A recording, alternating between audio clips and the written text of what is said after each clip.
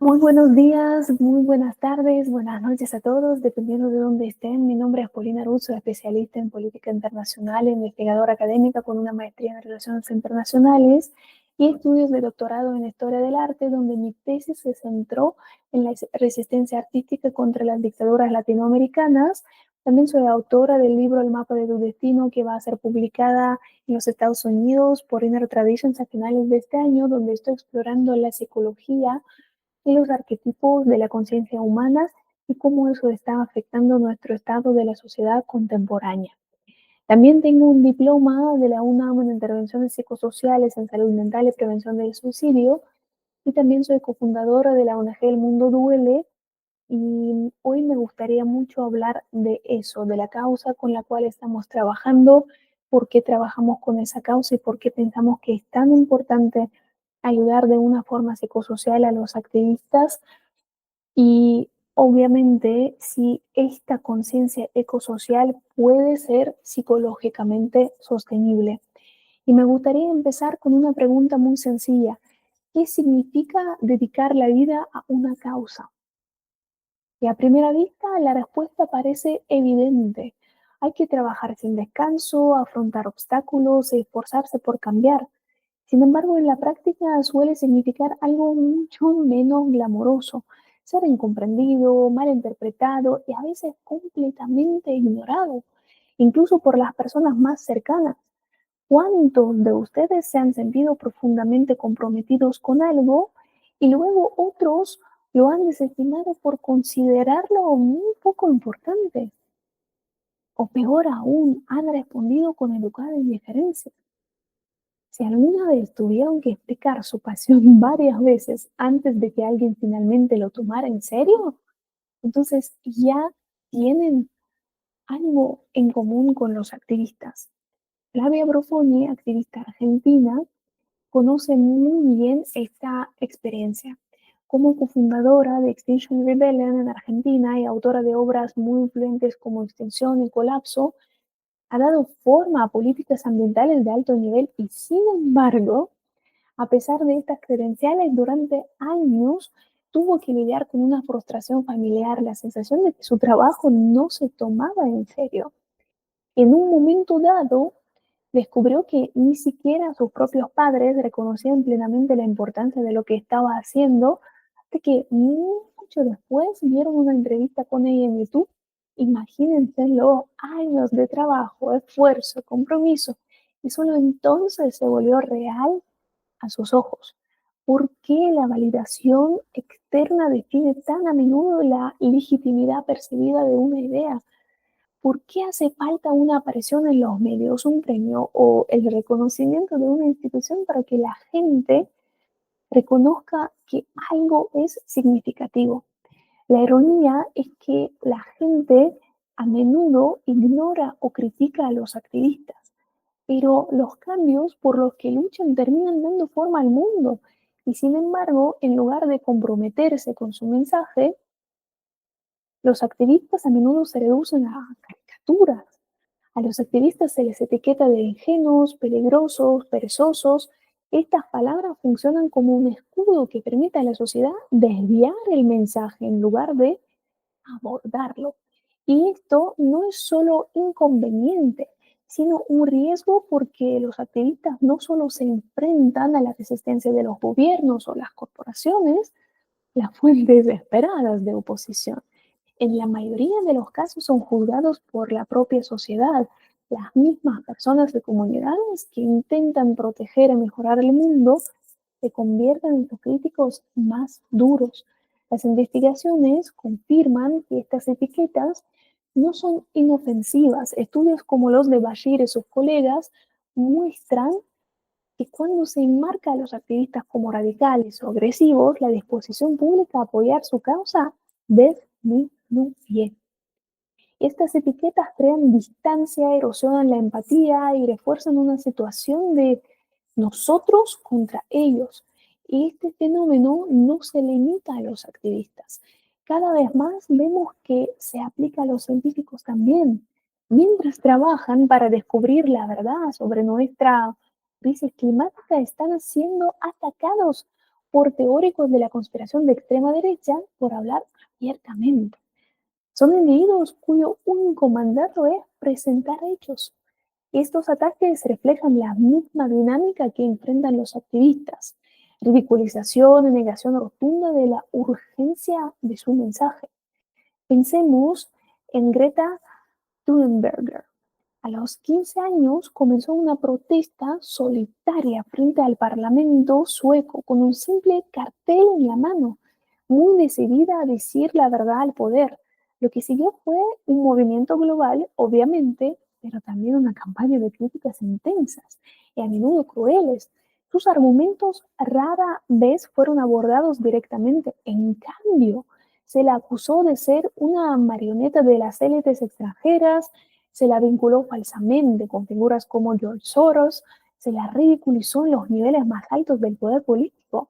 El presidente de los Estados Unidos le sugirió que se relajara y trabajara en el control de su ira. En las redes sociales, los ataques se centraron en su edad, su apariencia, incluso en su síndrome de Asperger. Tengámonos un momento, si alguien lucha por su país se le llama patriota, si lucha por su planeta se le llama extremista. ¿Por qué? Este patrón es predecible. Los sistemas de poder, por naturaleza, priorizan la autopreservación y a los disruptores, ya sean científicos, activistas o adolescentes con un cártel, a menudo se los trata no como voces a tener en cuenta, sino como anomalías que hay que neutralizar. El costo emocional de un trato así en particular para una persona joven es difícil de cuantificar.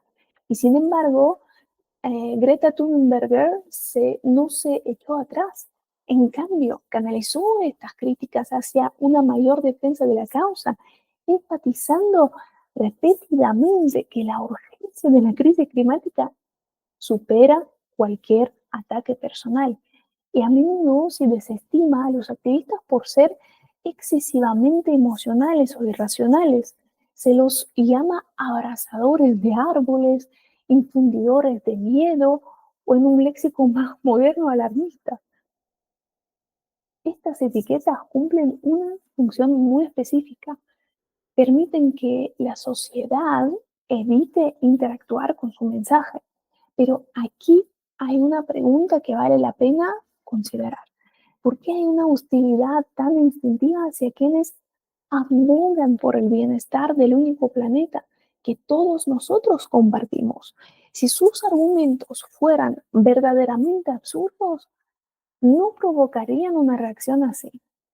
Si el status quo se va tan amenazado por su presencia, tal vez sea una señal de que deberíamos escucharlos con más atención. A menudo se percibe también y se describe a los activistas como radicales o militantes, en particular cuando sus acciones alertan el orden habitual de las cosas. Y en este caso se supone que la alteración invalida la causa.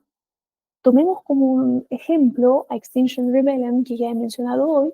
Su objetivo basado, ojo, en evidencia científica, es destacar la urgencia de la crisis climática. Sin embargo, sus métodos como bloquear el tráfico o detener el transporte público invitan a la indignación. Se los llama ecoterroristas. Por supuesto, la cuestión de las tácticas es razonable. Las acciones disruptivas alejan a los aliados potenciales.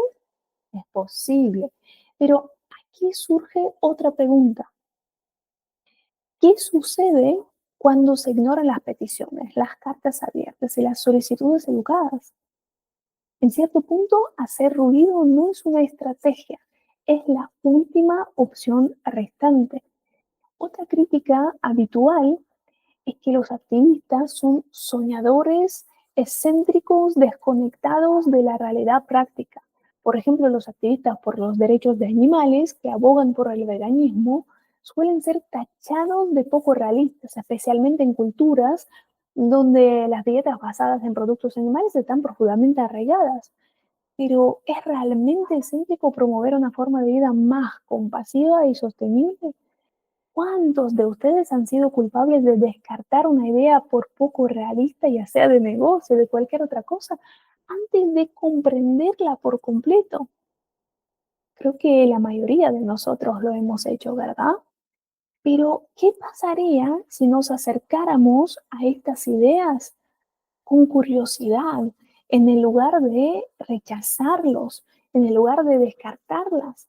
Un ejemplo convincente de un activista que enfrenta presión social es David Hogg, que sobrevivió al tiroteo masivo de 2018 en la escuela secundaria. Podría haberse refugiado en el dolor privado.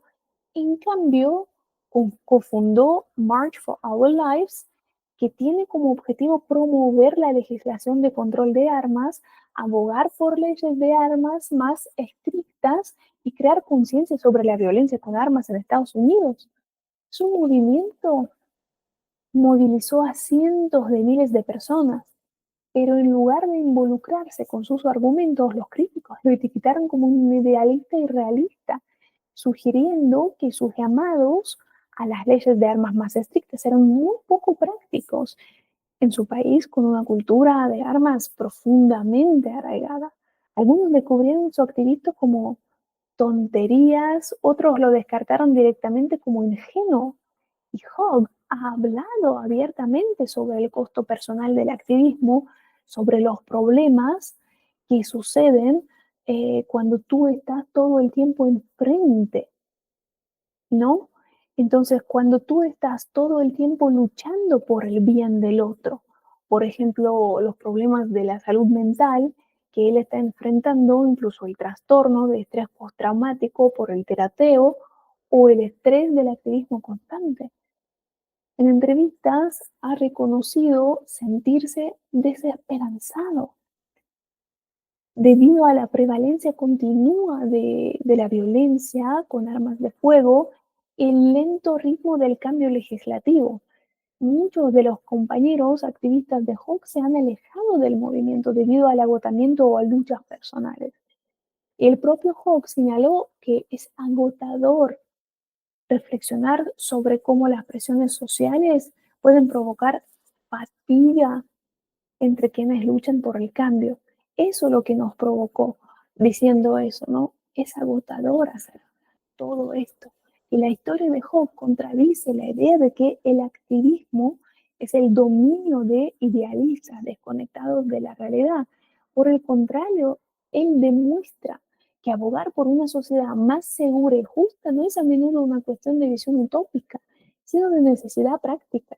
Como él mismo lo expresó, que no me impulsa la esperanza, me impulsa el hecho de que no tengo otra opción. Y esto subraya una verdad fundamental. El activismo rara vez es un pasatiempo, es una respuesta a circunstancias que exigen acción. ¿Qué pasaría en lugar de rechazarlos instintivamente? ¿Nos acercáramos a ellos con curiosidad? Un compromiso más matizado con estos movimientos podría llevar no solo a una mejor comprensión, sino a un diálogo más constructivo sobre el papel del activismo en la configuración, en la construcción de nuestra sociedad. Y uno de los estereotipos más persistentes en torno al activismo es la acusación de agresión excesiva. Las activistas feministas en particular han sido etiquetadas durante muchísimo tiempo como enojonas o incluso que odian a los hombres. La implicación es clara, la defensa enérgica es de alguna manera ilegítima y los reclamos de justicia siempre deben hacerse en un tono calmado, mesurado, preferiblemente uno que no altere la rutina diaria de nadie. Pensemos en las recientes protestas feministas en México, donde la creciente violencia contra las mujeres ha dado lugar a formas de resistencia cada vez más radicales. Las activistas han recurrido a la acción directa, profanando monumentos, edificios gubernamentales para llamar a la acción sobre su causa. Y la respuesta pública ha sido previsiblemente polarizada. Algunos activistas sostienen que esas tácticas de confrontación son necesarias para desafiar las estructuras patriarcales arraigadas, mientras otras creen que socavar el movimiento al alejar el apoyo público más amplio, socavan el movimiento. La narrativa de los medios de comunicación suele responder a esa pregunta de manera preventiva. Al enmarcar esas protestas como destructivas o agresivas, la cobertura desvía el foco del tema en cuestión, la violencia contra las mujeres en este caso. Entonces, el problema ahora es la aceptabilidad de los métodos de los activistas, pero no la causa en sí. El debate no gira en torno a la urgencia del problema, sino a si sus críticos se están comportando de una forma apropiada. El movimiento #MeToo, que cobró impulso en 2017, expuso los abusos sexuales sistemáticos e empoderó a los sobrevivientes para que compartieran sus historias. Exigió responsabilidades a figuras poderosas, a menudo por primera vez. Pero, como sucedió con otros movimientos activistas, los detractores se apresuran a calificarlo o ponerle etiquetas de demasiado confrontativo. Y los críticos afirmaron que fomentaba la división, creaba una cultura de miedo y alentaba una mentalidad de turba, en la que se arruinaban reputaciones sin el debido proceso. Vemos ecos de esto en los discursos recientes de los líderes políticos, incluso en Davos, donde figuras como Donald Trump advirtieron sobre los supuestos peligros de la cultura progresista. Esas narrativas no se limitan a ofrecer críticas, enmarcan movimientos como #MeToo como amenazas en lugar de avances, dirigiendo la conversación para preservar el status quo. Por supuesto, las objeciones a los movimientos activistas suelen formularse en términos de principios, preocupaciones sobre la libertad de expresión, la equidad o los canales adecuados, pero no todas las críticas son puramente intelectuales. Algunas, como muchos han señalado, no son críticas en absoluto, sino hostilidad, una reacción organizada diseñada no para alentar el debate, sino para silenciarlo. En manos de actores de extrema derecha, esa reacción se convierte en una herramienta política, convirtiendo el progreso social en una amenaza fabricada. ¿Qué es esto? ¿Cómo podemos avanzar como la sociedad, no? No siempre estamos de acuerdo, obviamente, con las tácticas de los activistas. Podemos encontrar sus métodos disruptivos, su retórica excesiva y su enfoque poco práctico, pero no es cierto en cualquier profesión, cualquier industria, cualquier actividad humana organizada. Una sola estrategia defectuosa no hace que todo un campo sea relevante. No descartamos la medicina por un caso mal diagnosticado. Y sin embargo, cuando se trata del activismo, la exigencia de perfección se vuelve absoluta. Sin embargo, la perfección es un palo con el que golpear lo posible. La expectativa es paradójica. Los activistas deben ser eficaces, pero nunca incómodos, persuasivos, pero nunca enérgicos o violentos, apasionados, pero nunca enojados. Deben buscar el cambio, pero nunca y o solo de maneras que no perturben los mismos sistemas que buscan transformar. El cambio rara vez llega en forma de peticiones educadas. Las viejas certezas se han desmoronando, pero la incertidumbre no es solo un peligro, es una siempre posibilidad. Y dentro de la palabra emergencia, esta palabra emerger, de una emergencia surgen cosas nuevas. Sin activistas, ¿quién nos obliga a enfrentar verdades incómodas? ¿Quién exige responsabilidades a los poderosos? Son ellos los que están dispuestos a soportar el peso de las críticas, estar en primera línea y hablar cuando el silencio parece más seguro.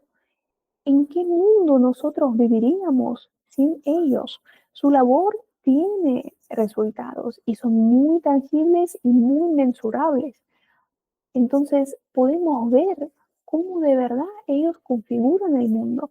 Los movimientos indígenas en Ecuador han reformulado la política nacional sobre protección ambiental y derechos indígenas. A través de la Confederación de Nacionalidades Indígenas del Ecuador, activistas de base han organizado algunas de las protestas más influyentes del país. En junio de 2022, una movilización nacional rechazó los planes del gobierno de expandir la perforación petrolera en la Amazonía Lo que comenzó con una protesta ambientalista se convirtió rápidamente en el paro nacional, llamando la atención sobre problemas de larga data de exclusión social y destrucción ecológica. Los protestas no solo pusieron de relieve esas cuestiones críticas, demostraron la fuerza de la acción colectiva entre las comunidades indígenas. El éxito de la huelga a la hora de presionar al gobierno para que respondiera reforzó el papel de esa confederación como uno de los movimientos indígenas más organizados y políticamente influyentes de América Latina. Leima Bowie lideró uno de los movimientos populares por la paz más impactantes de la historia moderna. Y a través de la acción masiva por la paz de las mujeres de Liberia, reunió a mujeres cristianas y musulmanas en una demanda unificada para poner fin a la brutal guerra civil de Liberia. Sus métodos eran poco convencionales. Sentadas, oraciones, vigilias y, como es bien sabido, una huelga de sexo. Pero su objetivo era claro: obligar a las facciones en guerra a negociar. Su persistencia dio sus frutos. El movimiento desempeñó un papel muy decisivo en la finalización, solamente imagínense, finalización del conflicto, y allanó el camino para la elección de Ellen Johnson Sirleaf, la primera presidenta democráticamente elegida de África, por su labor en favor de la consolidación, perdón, de la paz y el empoderamiento de las mujeres. Bowie recibió el Premio Nobel de la Paz en 2011, lo que le aseguró un lugar como símbolo mundial de resiliencia y de activismo, ¿no? Desde 2015, Ni Una Menos ha estado a la vanguardia de la lucha contra la violencia de género y el feminicidio en Argentina. Lo que comenzó con una respuesta a las crecientes tasas de feminicidio se convirtió rápidamente en una exigencia nacional que obligó a las instituciones públicas a reconocer y abordar la violencia sistémica contra las mujeres.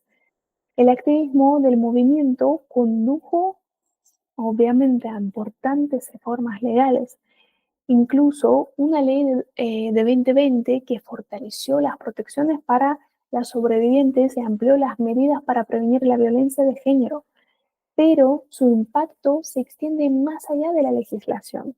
Ni Una Menos ha ampliado el debate nacional promoviendo los derechos reproductivos, la educación sexual integral y las protecciones de las comunidades marginadas. Más que un simple movimiento de protesta, ha colocado los derechos de las mujeres en el centro del discurso político, no en sus márgenes, demostrando que el activismo no solo exige cambios, sino que verdaderamente redefine las prioridades sociales. Malala Yousafzai estuvo a punto de perder su vida por su lucha por la educación de las niñas. Los talibanes la pusieron en la mira por insistir en un derecho tan básico como la escolarización, pero sobrevivió a un intento de asesinato y convirtió su experiencia en un movimiento mundial. Hoy, a través del Fondo Malala, ha ayudado a millones de niñas de regiones desfavorecidas a acceder a una educación de calidad. Lo que comenzó como un acto de desafío personal se convirtió en una campaña mundial que demuestra que incluso frente a la violencia, la demanda de educación no puede silenciarse. O Mary Copenny, mejor conocida como Little Miss Flint, se convirtió con tan solo 8 años en el rostro de la crisis del agua en Flint. Su activismo atrajo la atención nacional hacia la crisis que dejó a miles de residentes expuestos a agua potable contaminada con plomo. Su activismo no se detuvo en la concientización. Los esfuerzos de Copenhague contribuyeron a un acuerdo de 600 millones de dólares para los afectados, demostrando que el activismo no se define por la edad, sino por la persistencia. Lo que comenzó como una carta de una niña a un presidente se convirtió en un punto de inflexión en la lucha por la justicia ambiental. O, por ejemplo, en Colombia, la lucha contra la deforestación y la minería ilegal ha estado liderada por activistas ambientales dispuestos a arriesgar su seguridad para proteger los ecosistemas de las tierras indígenas. Entre ellos, Francia Márquez se ha convertido en una figura definitoria. Su activismo, basado en la defensa de los territorios afrocolombianos e indígenas, obviamente, la impulsó a la política nacional. En 2021, Márquez se convirtió en la primera vicepresidenta negra de Colombia, colocando la justicia ambiental en el primer plano de la agenda política del país. Su elección fue más que simbólica, marcó un cambio en la forma en que el activismo ambiental está dando forma a la política nacional. Y tras su ascenso al poder, Colombia promulgó la ley 2169, que establece el marco para la acción climática y refuerza los compromisos para frenar la deforestación y proteger la biodiversidad. La conexión aquí es clara: el activismo no solo genera conciencia una vez más, sino que transforma la gobernanza. Sin activistas, nosotros no podríamos desafiar las injusticias permanecerían sin respuesta, las voces marginadas no serían escuchadas, el progreso social se estancaría. Y como decía Howard Zinn, me encanta cómo lo captó: no hay acto demasiado pequeño ni demasiado grande, audaz. La historia del cambio social es la historia de millones de acciones pequeñas y grandes que se unen en momentos críticos para crear un poder que los gobiernos no pueden suprimir. Las organizaciones internacionales desempeñan un papel crucial en la respuesta a las crisis humanitarias, pero sus prioridades suelen reflejar un sesgo institucional hacia las necesidades inmediatas y tangibles: asistencia jurídica, salud física, asistencia logística. El apoyo psicosocial, aunque fundamental, sigue siendo secundario. Organizaciones como la Organización Internacional para las Migraciones y el Alto Comisionado de las Naciones Unidas para los Refugiados han incorporado programas de salud mental y apoyo psicosocial en sus marcos de trabajo. Perdón, que voy a tomar un poco de agua. Sin embargo, estas iniciativas suelen estar insertas en estrategias más amplias de respuesta a la crisis, que priorizan las intervenciones médicas y jurídicas urgentes para las poblaciones desplazadas. En muchos casos, la carga del apoyo emocional recae sobre voluntarios, personas bien intencionadas, que a menudo carecen de la formación especializada muy necesaria para ayudar quienes trabajan bajo una presión psicológica extrema. El modelo no solo es inconsciente, sino fundamentalmente insostenible. Cuando el apoyo se deja en manos de los voluntarios, corre el riesgo de convertirse en un lujo en lugar de una necesidad. Y la Organización Mundial de la Tortura ha subrayado el grave costo psicológico que sufren los defensores de derechos humanos debido a su trabajo. Y sin embargo, a pesar de este riesgo reconocido, los recursos de la salud mental siguen siendo desproporcionadamente escasos en comparación con la financiación de la asistencia, por ejemplo, jurídica y la defensa de los derechos humanos. Los activistas no solo libran batallas externas, la lucha también es interna, condicionada por las cargas emocionales y psicológicas que a menudo pasan desapercibidas. Y detrás de cada acto de desafío, de cada campaña, de cada postura pública, se esconde una historia de sacrificio personal, estrés, en muchos casos sufrimiento silencioso. En la cultura del activismo, el compromiso profundo y el autosacrificio se consideran virtudes. La naturaleza del trabajo en defensa de, por ejemplo, los derechos humanos exige resiliencia, a menudo a costa del bienestar personal. Y como resultado, muchos defensores anteponen las necesidades de los demás a las suyas. El cuidado personal suele ir acompañado de culpa. Buscar apoyo puede parecer hasta una traición a su misión. Y una de las barreras más importantes para la resiliencia a lo largo plazo. Y también esta cuestión del estigma. Los activistas ya enfrentan escrutinio. En algunos casos, deslegitimación debido a su trabajo y reconocer los problemas de salud mental puede parecer una vulnerabilidad adicional que podría usarse en su contra. Y como explica Jessica Sánchez, directora del Consorcio para el Diálogo Parlamentario y la Equidad en Oaxaca, ellos se identifican tanto con su trabajo que les resulta difícil aceptar la vulnerabilidad.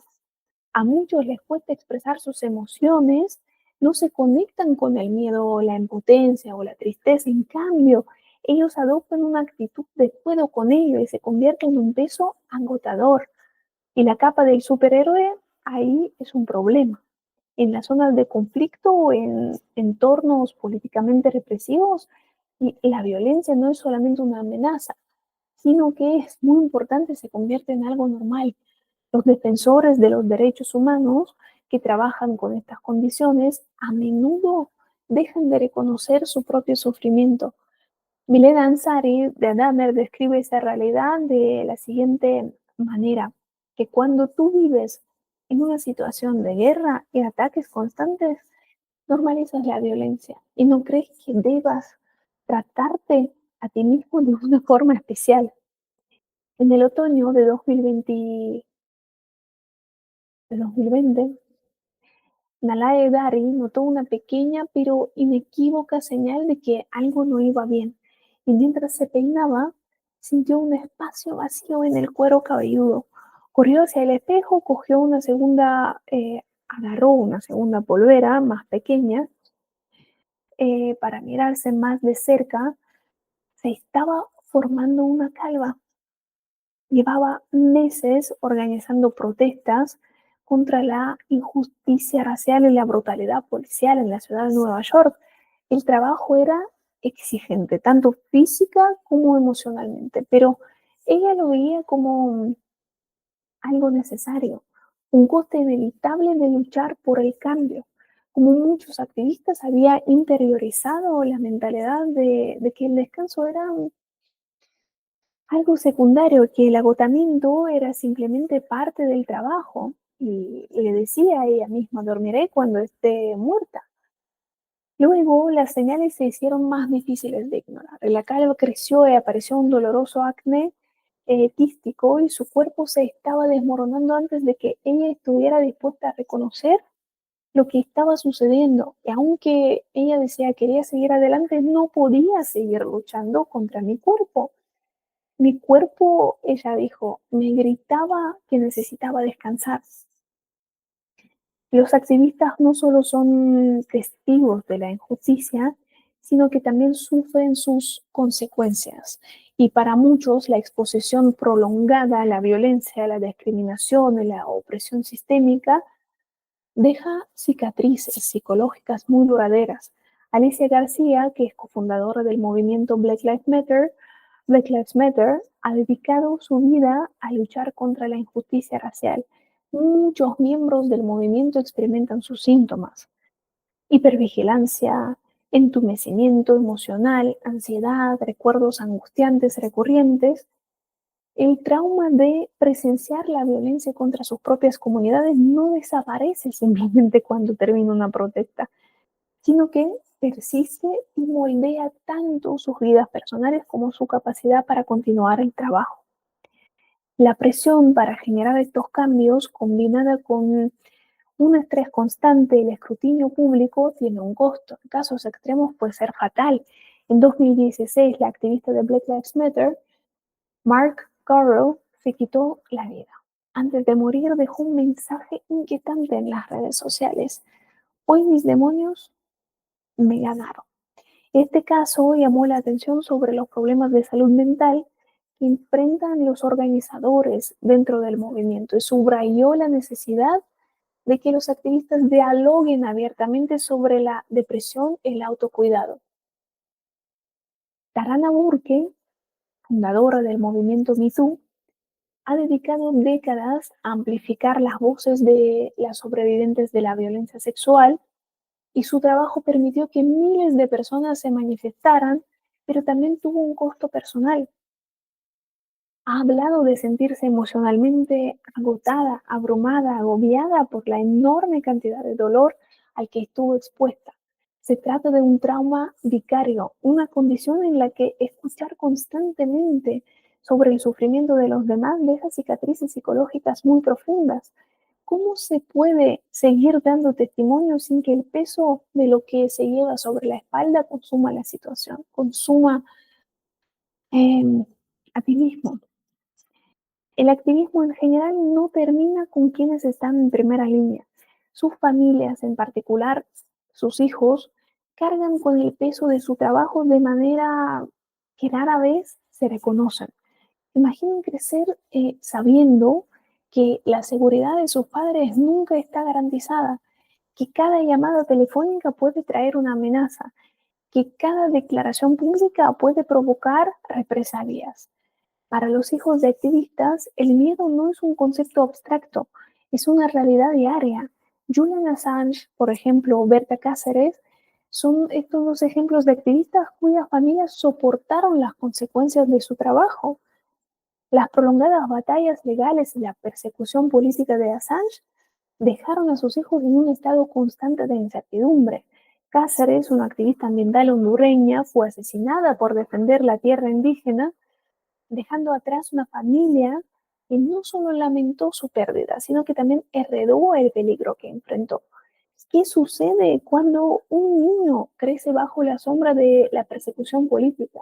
Muchos desarrollan una ansiedad muy profunda, siempre preparándose para la próxima amenaza. Y otros internalizan la carga del trabajo de sus padres y sienten esa responsabilidad de continuar su misión, estén preparados o no. Y los activistas llevan la carga del cambio social, y ya es muy cierto. Y lo mínimo que podemos hacer es asegurarnos de que no tengan que llevarlo solo. A partir de estas luchas, el mundo duele nació y nos planteamos una pregunta muy fundamental. ¿Quién cuida a quienes cuidan el mundo? ¿Quién vela por salud de ellos? ¿Quién puede encargarse de esto? Porque el activismo como tal no es una carrera de velocidad, es un maratón. Y mantener el activismo requiere más que una pasión, requiere una infraestructura. El agotamiento no es un signo de debilidad para nada, es un problema estructural. Los movimientos no pueden sobrevivir si las personas que los lideran están agotadas o sin apoyo. Por eso creamos El Mundo Duele. Ofrecemos a los activistas un espacio para sanar, recargar las pilas, desarrollar resiliencia. Nuestros programas están destinados y diseñados para satisfacer las necesidades psicológicas y emocionales de los activistas, garantizando que pueden continuar con su trabajo sin sacrificar su bienestar. El Mundo Duele ofrece varias iniciativas para poder atender estos problemas. Terapia psicosocial, espacios seguros, y más allá de esta terapia individual, nosotros justo cultivamos estos espacios seguros, entornos donde los activistas pueden hablar libremente sobre sus experiencias y desafíos. Estos espacios no son solo una salida emocional, son una herramienta estratégica de resiliencia, cuyo mantenimiento dedicamos de tiempo, nuestros recursos y compromiso.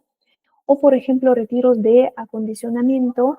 Cada 6 meses organizamos estos retiros presenciales que duran más o menos una semana. Estos retiros brindan sanación intensiva, combinando herramientas psicológicas y prácticas terapéuticas tradicionales para ayudar a los activistas a reconectarse con ellos mismos y procesar sus experiencias.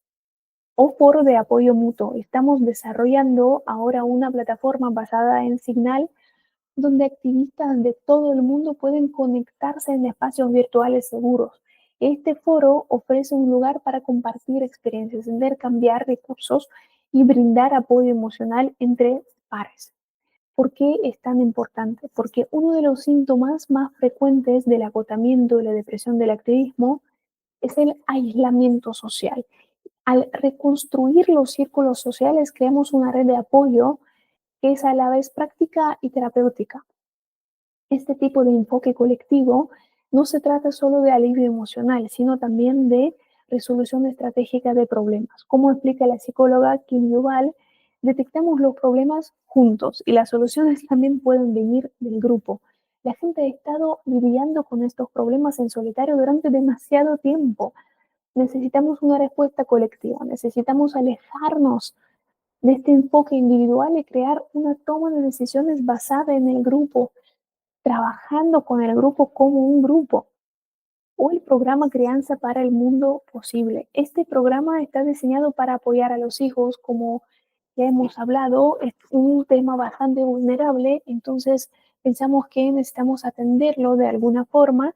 Estamos tratando de ayudarlos a navegar estas complejidades a través de orientación emocional, tutoría, diálogo estructurado. Nos aseguramos de que la próxima generación no se vea agobiada por el activismo, sino que se siente empoderada por él. Semillero del cambio o diálogos o conversaciones, círculos de tertulias.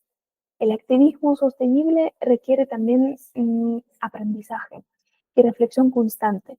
Nuestras charlas mensuales reúnen a expertos en salud mental, filósofos, maestros espirituales, activistas veteranos para ofrecer ideas, estrategias y orientación.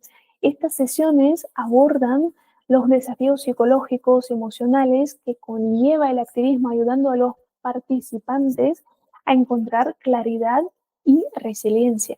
Pero el apoyo debe extenderse más allá de los activistas actuales. Organizamos conferencias en línea para los jóvenes, dirigidas para experimentados, para, dirigidos para las personas que también como quieren metabolizar, digamos, su dolor por el mundo, pero no saben dónde. Y todas esas sesiones en general tienen dos propósitos. Uno es obviamente inspirar a la próxima generación de activistas mostrándoles que el cambio es posible, y otra es proporcionar valor terapéutico a los activistas actuales, brindándoles justo espacio para compartir sus trayectorias, para valorarse, ¿no? Como reforzando esa importancia de su trabajo. Y justo este programa se creó tras investigar una realidad fundamental. El mundo nos afecta a todos, pero no todos sabemos cómo reaccionar.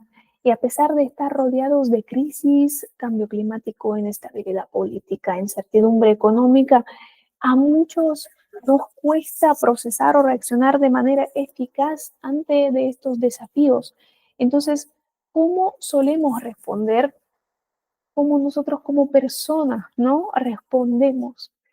Para algunas personas, la crisis desencadena un pánico y un temor abrumadores que las llevan a un estado de hipervigilancia. La mente se fija en los peores escenarios posibles, se crea un círculo vicioso de ansiedad del que es difícil escapar. Y un estudio reveló que 70% de los encuestados manifestó un aumento de la ansiedad durante acontecimientos globales importantes como conflictos geopolíticos, desastres ambientales.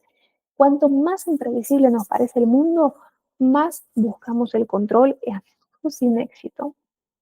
Otros pueden tomar el camino opuesto, dar la espalda por completo, ignorar el problema o restarle importancia a su gravedad. Esto se convierte en algo como un mecanismo de defensa para evitar el malestar. Y esto no es algo infrecuente. Un 39% de las personas de varios países afirmaron evitar activamente las noticias, una cifra que ha aumentado en los años. Y este patrón denominado evitación de las noticias refleja una creciente sensación de impotencia. Cuando se enfrentan a una avalancha de información angustiante, muchos se retiran instintivamente. Y una tercera reacción común es la parálisis. En lugar de entrar en pánico o ignorar la crisis, algunas personas se sienten tan abrumadas por la información contradictoria que se quedan estancadas en la indecisión. Un estudio también del Instituto de Reuters indicó que 70% de las personas se sentían estresadas por la cantidad de noticias que consumían durante eventos importantes.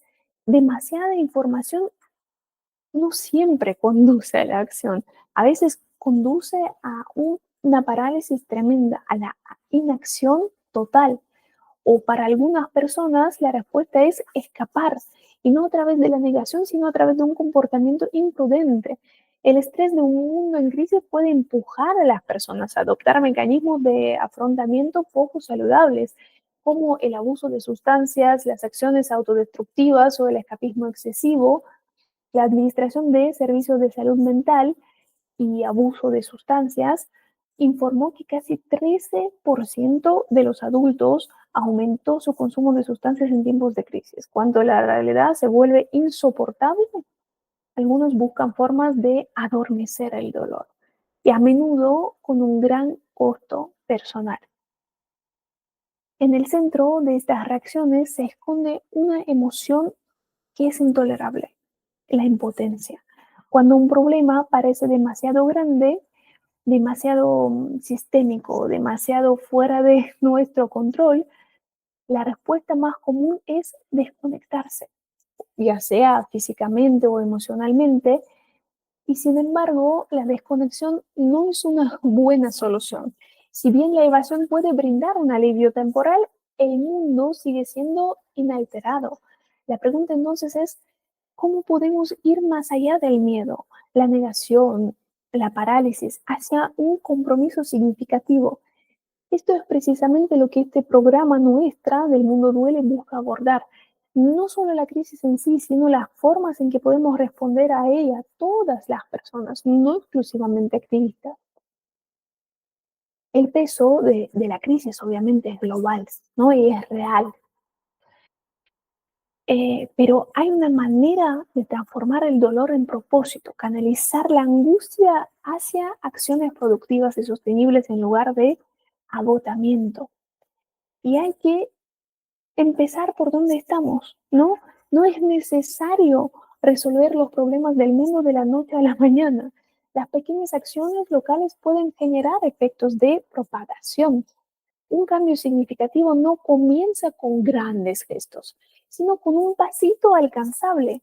¿Cómo ponerlo en práctica? Básicamente hay que identificar un problema que te preocupe, realizar una acción concreta, una sola, aunque sea chiquitita. Por ejemplo, hace voluntariado localmente, apoya una causa económicamente o inicia una pequeña iniciativa en tu comunidad. El objetivo no es hacerlo todo, sino hacer algo. Aquí les traigo una inspiración que verdaderamente me impactó: la Gran Limpieza Estadounidense. Es una iniciativa nacional que moviliza a las comunidades para mejorar los espacios públicos. Los participantes recogen la basura, plantan árboles y flores, restauran espacios compartidos. En 2022, más de 1 millón de voluntarios participaron en eventos de limpieza local en todos los Estados Unidos, lo que demuestra que los esfuerzos pequeños y descentralizados pueden también generar estas mejoras ambientales a gran escala. También lo que es muy importante es encontrar fuerza en la comunidad. La carga del cambio es mucho más liviana cuando se lleva a cabo en conjunto. Entonces, relacionarse con otras personas que se preocupan por los mismos problemas genera esa resiliencia emocional y previene el agotamiento. Hay que unirse a grupos locales, foros en línea, iniciativas comunitarias que son afines a su causa. Participar en redes de ayuda mutua o asistir a talleres donde las personas intercambian experiencias e ideas. El propósito compartido siempre fortaleza, fortalece tanto la acción como la resistencia emocional. Y aquí la inspiración que les traigo es una organización de voluntarios, No More Deaths, que trabaja a lo largo de la frontera entre México y Estados Unidos para prevenir las muertes de migrantes. Y los voluntarios brindan agua, alimentos, asistencia médica a los migrantes que enfrentan condiciones extremas. Y además de ofrecer este apoyo humanitario, esta organización fomenta la solidaridad entre los voluntarios, demostrando que la acción colectiva no se trata solo de resolver problemas, sino de sostener a quienes luchan por resolverlos. Obviamente, cuando estamos hablando del activismo o de nuestra conciencia ecosocial, siempre son las noticias que aparecen. Ya hemos hablado de evitar las noticias o al revés, estar muy informado. Obviamente, estar informado es esencial, pero La exposición constante a las noticias sobre crisis no es un requisito previo para la participación. Existe una diferencia entre mantenerse informado y sentirse abrumado emocionalmente. Hay que establecer límites sobre cómo y cuándo consumir las noticias, elegir momentos muy específicos del día para consultar las actualizaciones en lugar de navegarlos sin parar.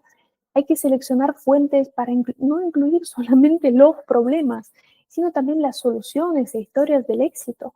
El objetivo es mantener el interés sin agotar sus reservas emocionales, y plataformas como por ejemplo Good News Network se centran en historias positivas relacionadas con las iniciativas ambientales y la acción comunitaria.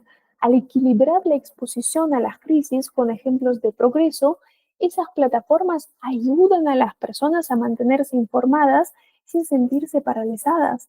Los usuarios de estas plataformas afirman sentirse más esperanzados y motivados para actuar en sus comunidades. Eso ilustra una verdad simple pero muy crucial.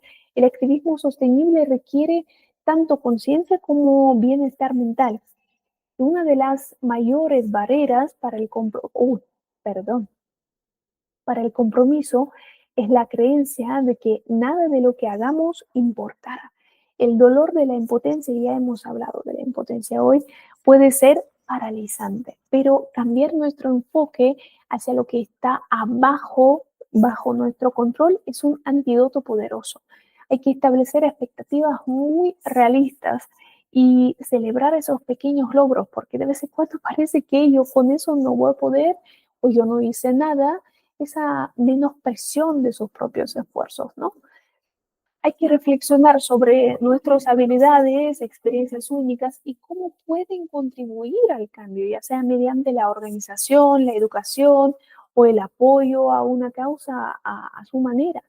Por ejemplo, la activista climática británica Phoebe Hansen tuvo que lidiar con la ansiedad ecológica cuando se enteró por primera vez del cambio climático. En lugar de sucumbir a la desesperación, creó talleres para que los jóvenes compartieran sus temores climáticos y generaran apoyo comunitario. Su trabajo con Force of Nature destaca que reconocer el miedo no es una debilidad, sino el primer paso hacia la acción. El progreso rara vez, como en la vida, es lineal, ¿verdad? Pero cada esfuerzo cuenta. El paso de la impotencia al propósito no ocurre cuando eliminamos el miedo, sino cuando decidimos actuar a pesar del miedo. Otra cosa que siento que es muy importante es mantenerse justo firme para sostener un compromiso a lo largo plazo. Hay que desarrollar técnicas de atención plena como ejercicios de respiración o meditación, participar en actividades que recarguen las pilas, pasar tiempo en naturaleza, perdón por los ruidos, no es ninguna naturaleza que se está manifestándose, practicar pasatiempos creativos, alejarse algún momento del activismo cuando sea necesario. El mundo duele, nuestra organización también ofrece apoyo emocional y ahí lo puse como inspiración, me permitía hacer esto.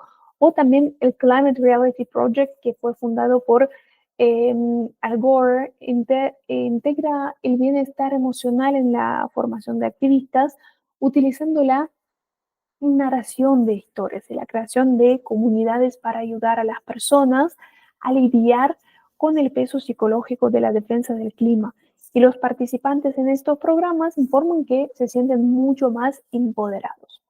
El movimiento es obviamente más que un ejercicio, es una forma de procesar el estrés, liberar la tensión y recuperar el equilibrio.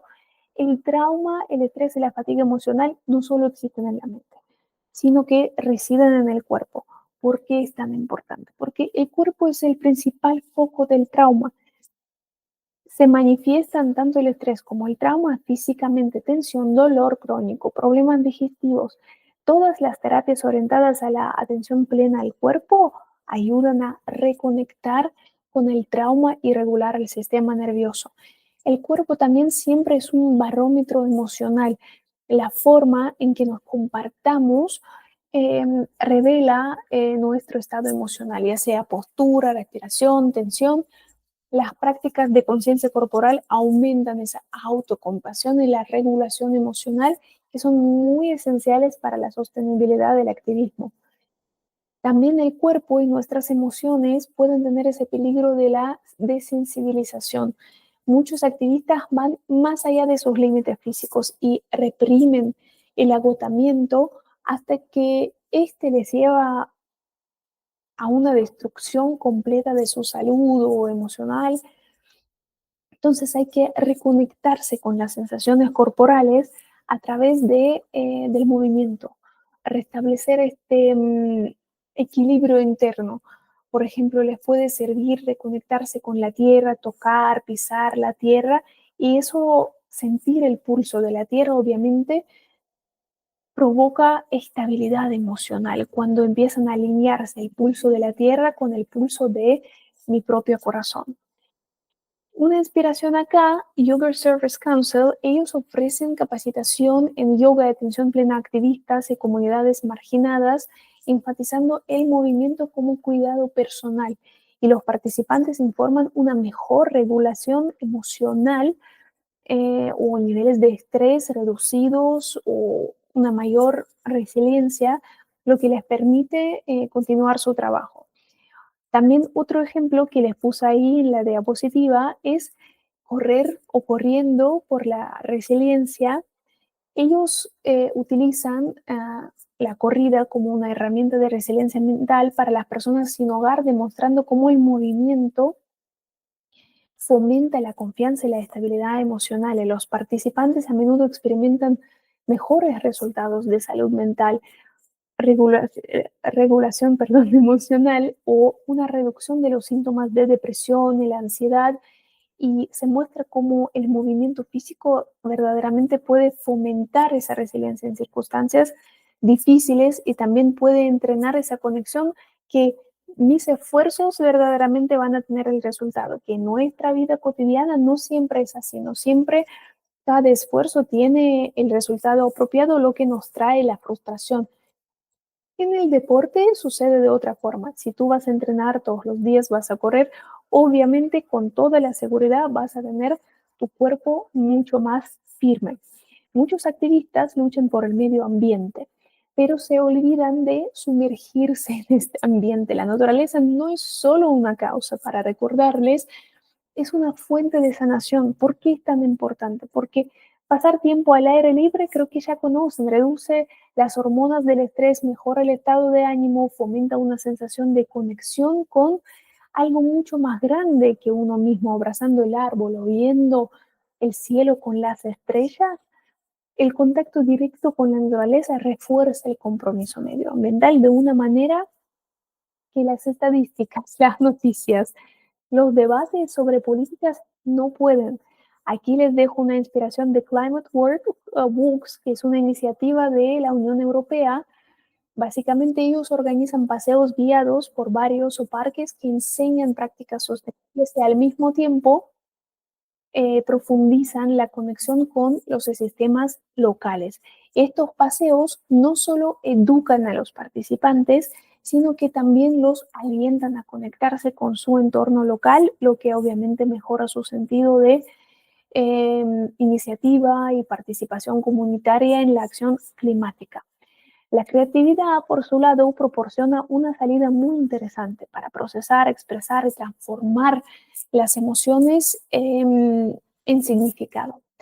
La creatividad permite a los activistas y en general a cada uno de nosotros externalizar luchas internas, reduciendo emociones complejas en formas tangibles.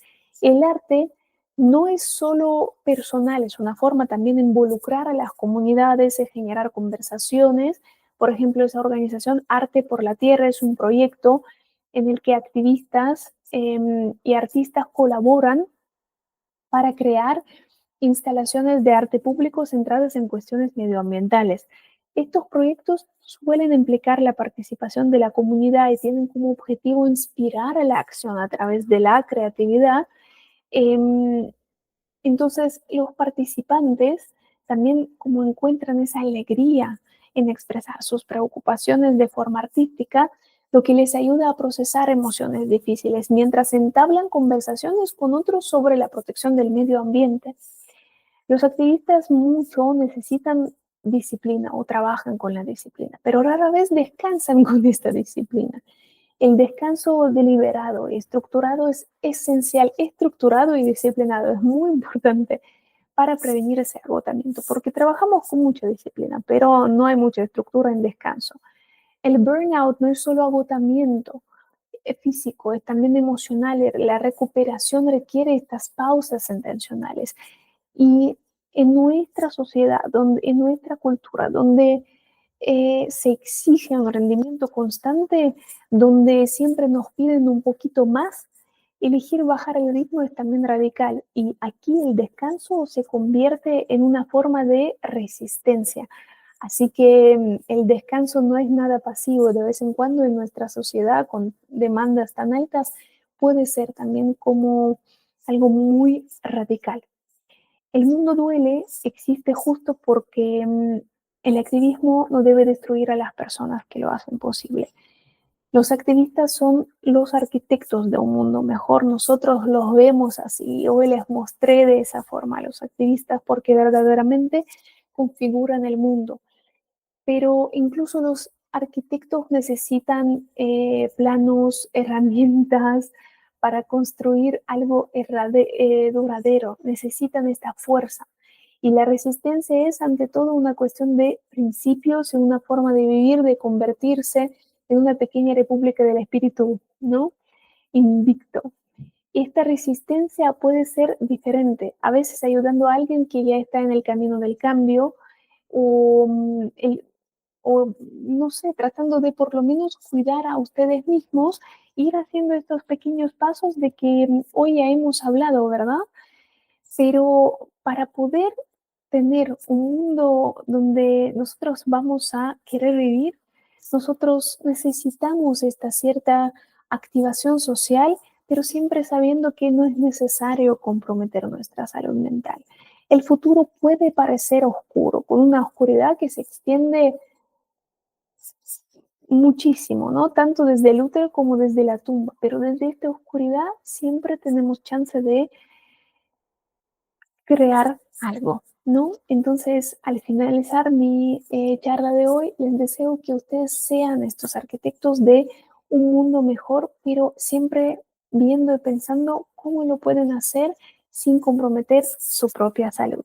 Entonces, si les gustó nuestra labor de la cual un poco les platiqué hoy, les invito a visitar nuestra página web y investigar cómo nos pueden apoyar, ya sea a través de algún servicio que quieren brindar o a través de una forma financiera. Siempre son bienvenidos. Si tienen alguna duda, alguna pregunta o cualquier propuesta de colaboración, aquí les dejamos nuestros contactos. Y bueno, si pueden compartir también con los activistas, les agradeceríamos muchísimo, porque verdaderamente sentimos que ellos, los que están en la frente del cambio, necesitan nuestro apoyo. Muchísimas gracias.